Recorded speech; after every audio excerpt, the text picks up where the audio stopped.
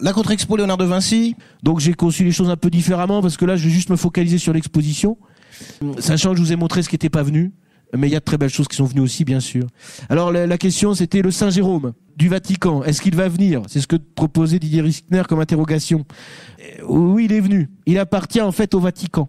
Le portrait de musicien qui est à Milan, est-ce qu'il allait venir? Ce tableau appartient, je cite Didier Rickner, à la Pinacothèque Ambrosiana. Là encore, il s'agit d'un musée qui dépend de l'Église italienne et pas de l'État italien. Celui-ci pourrait théoriquement s'opposer à son exportation temporaire hors d'Italie. Mais on imagine mal qu'il aille jusque-là. Et en effet, le gouvernement s'est pas opposé. Comme le musée qui possède le tableau appartient à l'Église, eh bien les deux chefs-d'œuvre de Léonard qui appartiennent à l'Église italienne ont été prêtés. C'est le Saint Jérôme et le musicien. Alors je rappelle qu'il y a quand même eu un accord entre notre ministre de la Culture et le ministre de la Culture italien pour qu'on leur prête des Raphaël et qu'en échange ils nous prêtent quelques œuvres de Léonard.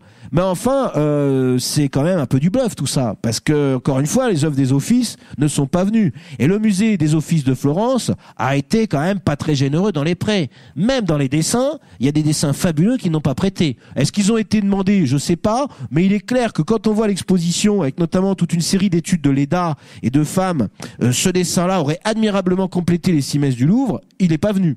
Bon, alors et c'est dommage. Ce dessin-là, alors là, c'est une opposition entre un homme vieux et un homme jeune. C'est un des dessins les plus connus de Léonard de Vinci. Il appartient aux offices. Il n'est pas venu. Donc quand même, on peut pas dire que Florence. Alors je suis pas sûr que quand Florence va faire une exposition d'art italien, s'il demande des prêts au Louvre, je suis pas sûr qu'on leur fasse les prêts, parce qu'il faut quand même le dire. Hein, c'est aussi une guéguerre les jeux d'exposition. Tu me prêtes ça, je te prête ça, parce qu'on a affaire à des enjeux qui sont diplomatiques, politiques et commerciaux. Et c'est énorme. Un musée qui se prive d'un Léonard, c'est des visiteurs qui vont pas être contents. Aussi, c'est ça qu'il faut comprendre. Donc imaginez par exemple le château de Cracovie qui prête son Léonard au Louvre pendant 4 mois parce que l'exposition est un peu longue. Tous les gens qui vont à Cracovie, ils s'attendent à voir un Léonard et ils ne voient pas. Il y a d'autres merveilles à Cracovie, mais il y a un Léonard. Donc vous imaginez l'impact touristique que ça? Peut-on parler d'exposition du siècle? Bon, déjà le problème, c'est que l'exposition du siècle, c'est quoi? C'est de savoir si on va battre le record Toutankhamon, qui était déjà une exposition que moi j'ai beaucoup contestée, parce que là aussi on nous a fait tout un tintamarre en nous disant que c'était une exposition avec plein de trucs qu'on n'avait jamais vus et tout ça. C'était du bluff. Et l'exposition Toutankhamon n'avait pas prêté le plus beau. Mais le problème, c'est que quand vous avez une force médiatique colossale derrière une exposition, eh bien on nous dit voilà, c'est expo à voir. Alors tout le monde a déjà réservé. La preuve, c'est qu'aujourd'hui vous pouvez plus y aller. Vous pouvez plus y aller au mois de novembre, tout est complet. C'est par réservation. J'ai regardé le site hier soir.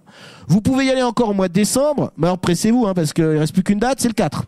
Alors tout le monde a déjà réservé, donc évidemment les billets sont déjà vendus. Et ils vont sans doute battre leur corps, ils vont faire 1,5 million peut-être, 1,5 million à 17 € l'entrée. Bon, les exonérés, heureusement, les exonérés ont le droit quand même de réserver. Hein.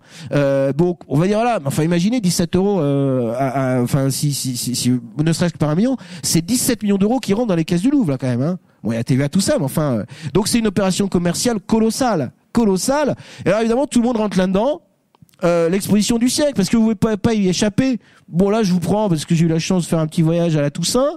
L'aéroport d'Orly, c'était la semaine d'expo.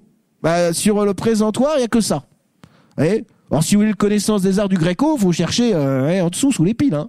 Mais non, c'est que du Léonard. Bon, bah bien sûr, tout le monde fait du Léonard. Alors France Bleu, par exemple, j'ai pris des choses un peu différentes, parce que je veux pas citer toujours les mêmes médias, on va croire que j'ai des têtes de Turc. France Bleu, j'écoute pas trop France Bleu, mais je suis tombé sur un article, Léonard de Vinci, l'exposition du siècle. Paf. Le Louvre présente, à partir de jeudi, la plus grande rétrospective Léonard de Vinci jamais organisée. Exposition qui célèbre les 500 ans de la mort de l'artiste, voilà. Bon. 260 000 billets déjà vendus avant. Et puis alors surtout, chose à signaler, 162 œuvres. Alors là, faut s'accrocher quand même. Je le lis parce que je trouve ça dingue. La foule se presse au Louvre pour admirer la plus grande rétrospective jamais organisée pour Léonard de Vinci. Ce jeudi, pour l'ouverture de l'exposition de 162 œuvres, peintures, dessins, manuscrits du génie de la Renaissance. Mais c'est des malades mentaux, franchement. Là, on nous dit textuellement qu'il y a 162 œuvres de Léonard de Vinci. Oui, je sais lire, je crois. 162 œuvres, peintures, dessins, manuscrits du génie de la Renaissance, de Léonard de Vinci. Alors là, du coup, j'étais tellement énervé, du coup, ça m'a pris du temps, mais j'ai répertorié, parce que quand vous entrez en exposition, vous avez un petit guide. J'ai fait les stats. Il y a en effet 162 œuvres, mais des œuvres de Léonard qui lui sont attribuées, il y en a 119. Donc ça veut dire qu'il y a quand même 46 œuvres qui ne sont pas de Léonard, qui sont d'autres artistes. et qui sont des sculptures et ainsi de suite. Donc déjà, faut être clair, on nous dit il y a 171 œuvres de Léonard, c'est pas le cas. Alors je suis pas le seul à dénoncer tout le tintamarre et puis cette sorte de fausses informations qui est reprise par des médias peu sérieux peut-être. Faut le dire, je suis pas sûr qu'ils aient des affinités si particulières avec le Louvre, France Bleu. Dans un journal plus indépendant, Le Temps, Léonard de Vinci, une rétrospective à trous au musée du Louvre. Et qu'est-ce qu'il dénonce? Il dénonce en effet que nous a rabâché plein de choses sur l'exposition du siècle. Honnêtement, quand on visite l'exposition, avec ce qu'on nous a dit, et ce que pour ma part j'attendais, on est quand même sidéré des chefs-d'œuvre qui manquent. C'est les 500 ans de la mort de Léonard. Normalement, tout le plus beau devait venir. On devait faire dialoguer les plus belles peintures de Léonard. Qu'est-ce qu'on a finalement? On a une superbe exposition de dessins, plus les œuvres du Louvre en peinture, et 4 tableaux qui sont pas fantastiques. C'est ça l'exposition du siècle. Donc c'est là où, évidemment, c'est important dans la contre-expo de le dire, et je signale notamment qu'une des œuvres qui manque, alors, encore une fois, moi je suis pas en train de dire les conservateurs du Louvre, c'est des voleurs, ainsi de suite. Je vous dis, c'est presque impossible aujourd'hui, c'est terrible, mais c'est comme ça de faire une exposition Léonard. Le tableau de gauche, il vaut 450 millions de dollars, ou d'euros. Bon, c'est le tableau le plus cher du monde. On sait toujours pas où il est. On sait qu'il l'a acheté. Bon, un émir assez célèbre. Il serait sur son bateau, le tableau, parce qu'il a un yacht privé. Bon. C'est ce qui se dit, hein. J'ai essayé de fouiner un peu. Ou alors sinon, il est dans les réserves du Louvre Abu Dhabi, qui n'a pas voulu le prêter. Mais alors là, quand même, chose dingue, le Louvre a quand même fait un accord de partenariat avec le musée d'Abu Dhabi. Le Louvre a vendu la marque Louvre. Alors, scandale immense, hein, je rentre pas là-dedans parce que c'est pas des belles à contre-expo. Mais enfin, il y a quand même des trucs dingues. C'est qu'en fait, le Louvre Abu Dhabi vend des produits dérivés. Il ne redonne pas les royalties au Louvre. Donc, il y a plein de touristes internationaux qui vont au Louvre Abu Dhabi, qui vont acheter la coupole Louvre Abu Dhabi. Et le Louvre ne touche plus un copec là-dessus. Scandaleux. Mais bon, bref. Mais alors, imaginez quand même que si le tableau, c'est ce qui se dit, et c'est a priori sûr, ce tableau a été acheté 450 millions pour le Louvre Abu Dhabi, et le Louvre Abu Dhabi le prête pas au Louvre. On en est où, là? Alors, on en est en effet qu'à côté, vous avez quoi? Vous avez une œuvre d'atelier. Honnêtement, ce tableau-là, moi, je l'ai bien regardé de près. Enfin, c'est pas... Non, le tableau de droite, c'est une œuvre d'atelier, il le dit, c'est pas du tout Léonard, c'est une œuvre d'atelier, c'est la copie. Alors, on sait que Léonard en a fait un, Salvador Mundi. Voilà. Donc, la question, c'est est-ce que c'est bien celui de gauche, ou est-ce que celui de gauche, c'est le meilleur qu'on ait retrouvé? Je sais plus combien il en reste, mais le Louvre a pris le moins beau. Faut être honnête, c'est ça. Et malheureusement, le rêve, ça aurait été de le mettre les deux à côté.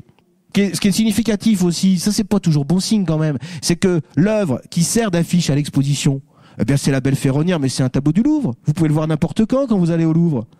C'est pas la Dame à l'Hermine. Le problème aussi, il y a 162 œuvres, mais dans l'exposition, il y a ce qu'on appelle des réflectographies, c'est-à-dire des radios de la toile. Tenez-vous bien, ça compte comme des œuvres. Vous voyez, numéro 66, réflectographie infrarouge de la Dame à l'Hermine, réflectographie infrarouge de la Belle Ferronnière. J'ai compté, il y en a 18 des réflectographies. Il y a très peu de musées sérieux qui intègrent dans des numéros d'œuvres au catalogue des réflectographies. Quand vous allez dans une expo, vous n'allez pas pouvoir des photos, hein. C'est pas sérieux de mettre 18 réflectographies dans les œuvres qui comptent. Donc dans les 162, il faut en retirer 18. Et là déjà, on descend. Alors, pour être quand même objectif, est-ce que c'est l'exposition où il y a le plus de Léonard? Oui. La dernière grande exposition à Paris sur Léonard, elle a eu lieu en 2013. Elle était fabuleuse, elle avait eu un succès fou. Il y avait 155 numéros. Il y avait 100 œuvres de Léonard. C'était que des dessins. 100 œuvres, dont 12 manuscrits. Là, si on compte, il y a 119 œuvres de Léonard, entre les tableaux et une majorité de dessins. Donc, c'est-à-dire qu'il y a environ 20 œuvres de plus qu'à la dernière exposition. Donc oui, on n'a jamais vu autant de Léonard. Mais on n'a jamais vu autant de Léonard, principalement en dessin. Et c'est d'abord un immense dessinateur. Donc c'est peut-être ce qu'il y a de mieux à voir. Mais le souci que pose l'exposition, et on va la parcourir très vite pour conclure, eh bien, c'est que elle était basée, je crois, cette exposition, sur une rétrospective du peintre Léonard de Vinci. Elle est conçue comme ça, et notamment, chaque salle est jalonnée par les reprographies, enfin les réflectographies des toiles majeures. Et autour de ces réflectographies, vous avez les dessins préparatoires pour cette œuvre clé, cette œuvre jalon. Et c'est là où c'est quand même frustrant et problématique. Parce que, à mon sens, à partir du moment où peut-être qu'ils espéraient en avoir plus des prêts. Moi, j'en suis persuadé. Et puis, ils sont aperçus que voilà. Mais à partir du moment où vous savez que vous allez fêter les 500 ans de la mort de Léonard de Vinci, il fallait peut-être imaginer une exposition pour montrer d'autres choses de Léonard. en disant voilà, on sait qu'on n'aura pas les œuvres, on sait que les 2 tableaux de Washington viendront pas, on a peu de chance de les avoir, bah on n'a peut-être pas intérêt à organiser l'exposition dessus. Et c'est là où je crois il y a un petit peu une erreur scientifique. L'exposition d'ailleurs est très classique. Ça s'appelle Léonard de Vinci, vous en avez les dates à l'entrée, 1452, 1519. L'exposition est chronologique. Vous entrez dans une sorte de zone en rotonde qui est le célèbre hall Napoléon. Et là ensuite vous allez à droite. Il y a un sens dans l'exposition. Il y a des chapitres. Des chapitres qui sont quand même très intéressants parce que plutôt que de nous dire les débuts, la période milanaise, ainsi de suite, il y a quand même des sortes de focus qui sont proposés. Et sur le chapitre des débuts, ça s'appelle Ombre, Lumière, Relief, et il montre comment le jeune Léonard a été influencé par la sculpture de Verrocchio. Et là, il y a notamment un jeu d'ombre et de lumière superbe. La lumière est très belle. C'est fabuleux, la lumière. Il y a une équipe là qui a fait du bon boulot. Et vous arrivez dans la première salle avec des dessins qui représentent les études de drapé de Léonard qui sont liées à cette statue. Pour moi, c'est un des plus beaux prêts de l'exposition. Et d'ailleurs, tout le monde va foncer au Louvre voir l'exposition Léonard de Vinci. Et je suis déjà triste du fait qu'il y a une énorme exposition qui arrive au printemps sur la sculpture à Florence de Donatello à Michel-Ange. Ils vont avoir des prêts énormes. Mais cette expo-là, elle va être au mois de mai, juin, juillet. Je suis sûr qu'il y a plein de gens qui vont aller voir Léonard et qui vont pas voir celle-là. Il me semble qu'à choisir historiquement, il y aura plus de belles choses à voir dans l'exposition qui va venir. Mais bon, c'est comme ça. Alors on va pas engueuler le Louvre aussi de surfer sur la gloire de Léonard, c'est quand même bien légitime. Dans la première salle sur les études de drapé, alors il y en a des beaux, il y en a des très beaux. Il manque peut-être celui-ci pour avoir un panorama sublime qui a pas été prêté par le musée de Berlin ou qui a pas été demandé parce qu'ils se sont focalisés plutôt sur les études de drapé en elles-mêmes. Et d'ailleurs, alors ils ont reconstitué, ils ont demandé à une sculptrice contemporaine de refaire un amas de plâtre comme ça, un tissu enduit de plâtre. Ça aussi, ça compte dans les œuvres. Et c'est le numéro 4 ou 5. Bon, c'est du document. Ouais. Dans cette salle, en fait, on évoque les débuts de Léonard et le tableau de ses débuts, eh bien, c'est un tableau sur lequel il n'aurait peint que l'ange qui est ici, alors que le reste serait de Verrocchio. Donc le tableau, je pense qu'il a été demandé, mais il n'a pas été prêté par les offices. Bon, c'est pas un manque colossal, parce que a priori, Léonard n'a fait que l'ange, et tout le monde n'est pas d'accord dessus, d'ailleurs. Alors honnêtement, quand vous faites l'expo, à chaque salle, vous avez des radiographies. Alors au début, vous dites, bon, ok, c'est scientifique, c'est sympa. Et vous dites, oui, mais bon, la vraie peinture, ça serait mieux, quoi. C'est ce que j'ai ressenti. Et je dis ça parce que j'ai beaucoup écouté les gens. Et il y avait des gens qui disaient, ils n'ont pas fait venir celui-là. Celui-là, il est pas là. Et c'est vrai que, et ça c'est dommage, parce que du coup ça devient presque parfois une suite de déception en disant, vous attendez au chef-d'œuvre qu'on a déjà vu et tout, et vous dites, il est où le chef-d'œuvre là, il est où, alors on attend un peu. Bon, alors deuxième salle, c'est les débuts vraiment à Florence. Bon, alors après c'est beaucoup de dessins. Là moi j'y suis allé dans l'après-midi. Alors c'est vrai que c'est bien organisé, parce que comme tout est réservé, vous faites pas la queue pour rentrer. Non, ils ont pas mis une grande affiche, que ça suffit, comme ils veulent pas évidemment que les touristes qui viennent au jour même agressent les gens du Louvre pour leur dire moi je veux venir à l'expo, je savais pas qu'il faut réserver, parce qu'au début c'était ça. Il paraît que ça se passe mieux maintenant. Bon, après il faut accepter de faire la queue devant les dessins parce que l'exposition est très dense, hein. Ils sont à chaque fois au maximum. Donc quand vous voulez voir par exemple le premier dessin de jeunesse de Léonard de Vinci, il faut attendre un petit peu. Vous mettez derrière. Puis il y a des gens qui parlent devant, et puis il y en a d'autres qui lisent aussi parce qu'il y a un petit guide. Alors, il y a des gens qui se placent devant le dessin puis ils lisent le guide. Et ils sont en couple. Alors vous êtes derrière, vous dites oui. Alors bon ok. Heureusement que l'outil c'est pas très long quoi, mais bon. Voilà l'annonciation de tout à l'heure, version radiographie. Vous avez ici une petite annonciation qui est au Louvre. Bon, enfin maintenant c'est une œuvre modeste. Hein. Je crois que c'est de Lorenzo di Credi qui était dans l'atelier de Verrocchio avec Léonard. Alors la question c'est de se dire est-ce que Léonard finalement il aurait pas un petit peu peint des trucs là. C'est vrai quand vous voyez l'annonciation, c'est la même organisation. Enfin, c'est un tableau mineur, ça, quand même, hein. Donc ça, c'est la troisième salle. Ensuite, la quatrième salle, vous tombez sur une salle, vous voyez des vraies peintures. Vous dites, on va voir du Léonard. En fait, non, à droite, c'est un tableau d'un peintre proche de Botticelli. Et puis à côté, il y a un Memling qui vient du musée d'Anvers. Mais donc vous dites, alors, ça vient quand, la peinture de Léonard? Bien, pour attendre la première peinture de Léonard, faut attendre le deuxième chapitre, la salle numéro 4. Et vous avez une œuvre de Léonard qui est là, qui est prêtée par le musée de Saint-Pétersbourg. C'est cette Vierge alors ça, à côté, vous avez la radiographie de la Vierge de Munich, qui aurait très bien fonctionné en pendant pour que les deux aillent ensemble. Mais en fait, vous voyez, alors le problème, c'est que comme c'est le premier tableau de Léonard prêté par Saint-Pétersbourg, là aussi, faut rappeler que c'est une œuvre qui était sur bois et qui a été transposée sur toile. Alors ça a été un peu dramatique pour la conservation de l'œuvre à long terme, mais du coup, c'est plus facile à faire voyager. Donc encore une fois, hein, ce qu'il faut comprendre, c'est que c'est compliqué de faire voyager les œuvres de Léonard pour plein de choses. Donc forcément, annoncer l'exposition du siècle à l'avance, c'était peut-être un peu présomptueux. C'est un gros coup de com', bien sûr. Bravo à eux. Mais il était normal que dans la contre-expo, je vous dise quand même la frustration qu'on a. Dans cette salle, en fait, vous avez 4 peintures. Le Léonard qui n'est pas du Louvre, c'est celui-là, c'est ce petit tableau de musicien. À droite, il y a un tableau d'Antonio de Messine qui est au Louvre, la Belle Ferronnière est ici, la Vierge et Rocher. Donc en fait, si vous voulez, c'est des œuvres qu'on a le droit de voir au Louvre tous les jours. L'autre, Vierge Rocher de la National Gallery de Londres, n'est pas à côté en pendant. On aurait pu mettre les deux, mais Londres ne l'a pas prêté, ce tableau-là. Voilà, je vais vous désespérer, je suis désolé, moi c'est l'expo. Hein. Dans cette salle de l'autre côté, vous avez des dessins, très très beaux dessins là, et qui sont mis en parallèle avec des sculptures. Et scientifiquement, faut être honnête, scientifiquement, ça tient très très bien la route, parce que la personne qui fait l'exposition connaît Léonard de Vinci comme sa poche. Donc si vous voulez, on apprend plein de choses quand même quand on lit le carnet et ainsi de suite. Le catalogue est très costaud. On passe ensuite à la salle du milieu qui est consacrée au Léonard à Milan. Alors on peut pas faire venir la scène. Quand vous arrivez, vous tombez sur un couloir, et dans le couloir vous avez ça. Vous avez ces tableaux qui sont là. Et en fait, vous entrez sur le côté, vous avez quoi? Des radiographies de la Belle Ferronnière et de la Dame à l'Hermine. Superbe duo. Vous voyez, tout le monde a envie de voir, mais la Dame à l'Hermine, elle est restée à Cracovie. Et là, moi, devant cette toile-là, il y a un monsieur qui était là, il dit, oh, bah, c'est pas vrai, il n'y a pas la Dame à l'Hermine. Bah, non, mais bon, on l'espérait, mais bon. Alors, évidemment, frustration parce que Cracovie l'avait prêté à Londres. En 2012, quand ils ont fait une exposition Léonard et Milan. Je suis allé voir le catalogue pour pas non plus vous dire qu'à Londres c'était mieux qu'à Paris. Non, soyons clairs, à Londres, c'était une période courte de Léonard de Vinci, il y avait beaucoup moins d'œuvres qu'au Louvre. Il y avait la Dame à l'Hermine, mais à côté, il n'y avait pas des trucs dingues. Il y avait notamment cette œuvre-là, une Vierge à l'enfant, qu'ils attribuent à Léonard de Vinci. Mais c'est bien les seuls, hein, parce que vous pouvez regarder n'importe quel bouquin de Léonard, ça, pour personne, c'est un Léonard. Là, ils avaient proposé une attribution, a priori, c'est un élève. Et dans cette section consacrée à Léonard à Milan, en fait, tout le pan de mur est consacré à des toiles faites par ses élèves. Alors bon, évidemment, c'est sympa. Mais enfin, quand vous venez pour voir du Léonard, vous dites, ah bon, bah, les tableaux d'élèves, là, je vous montre l'un des plus beaux quand même. C'est chouette, hein. Et scientifiquement, c'est génial de découvrir ça.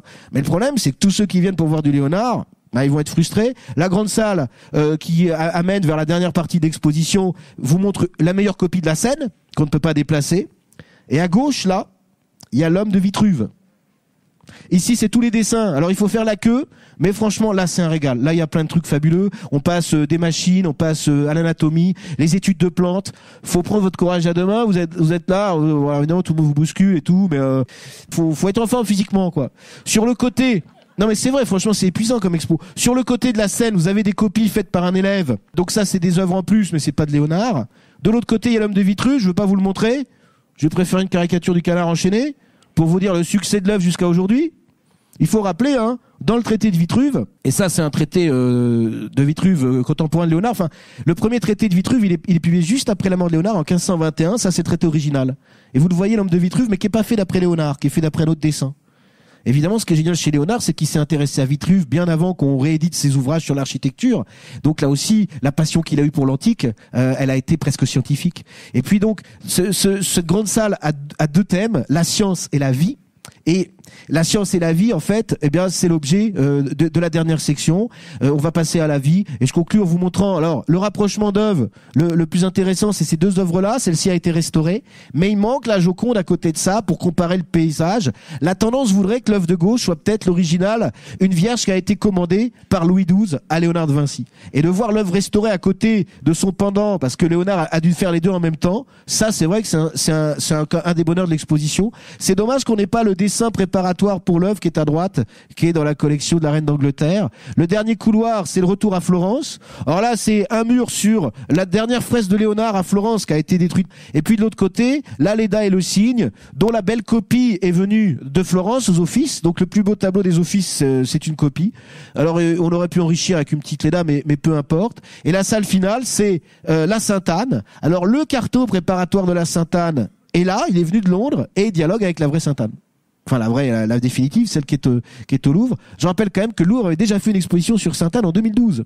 Donc il y a eu une expo Léonard et la Sainte-Anne en 2012, après sa restauration. Le dessin était déjà venu.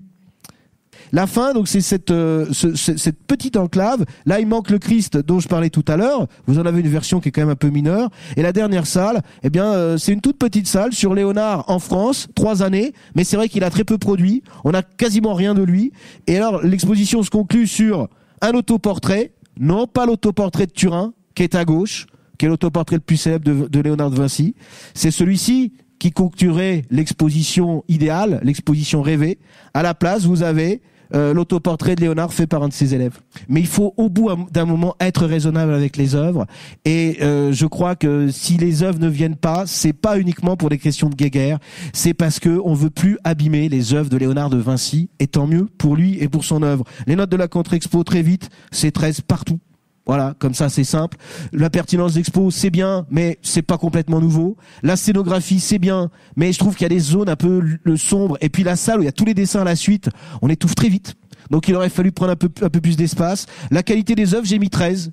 Parce que voilà, il y a des super dessins, il y a 20 dessins de la reine d'Angleterre, il y a une œuvre fabuleuse, recto verso, c'est un bijou cette œuvre-là. Mais à part ça, il y a quand même plein d'œuvres qu'on rêverait de voir qui sont pas là. C'est accessible, oui, 13. Le problème c'est qu'une fois que vous êtes dedans, l'accessibilité des œuvres, elle est complexe, faut faire la queue quoi. Voilà, 13 pour la contre-expo. Allez voir l'expo si c'est déjà prévu. Après, si vous n'aviez pas prévu de le faire, ayez pas trop de regrets. En revanche, achetez-vous le livre de Daniel Arras et vous serez heureux pour Noël, vous aurez un joli cadeau.